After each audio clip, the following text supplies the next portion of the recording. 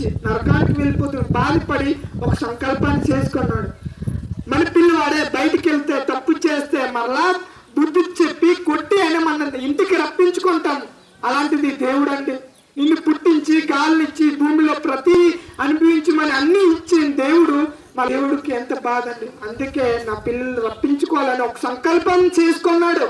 ఏదంటే పరలోకము ఉన్న తన కుమారుణ్ణి యేసుక్రీస్తు ఈ భూమి మీద పంపించాడు. ఎందుకంటే మనము పాపం చేసి దేవుని దగ్గర చేరట్లేదు. అందుకే తన కుమారుణ్ణి ఈ భూమి మీద పంపించాడు మన కోసం. మన పాపాన్ని క్షమించి మరలా నా దగ్గర చేర్చాలనుకున్నాడు. అందుకే యేసుక్రీస్తు ఈ భూమి మీద వచ్చి 33.5 సంవత్సరాలు బ్రతికాడండి. ఇజ్రాయెల్ దేశంలో బెత్లెహేము అనే గ్రామంలో కన్య మరియని జన్మించాడు. ఆయన పేరే యేసుక్రీస్తు. ఆయన ఏ పాపం చేయలేదు.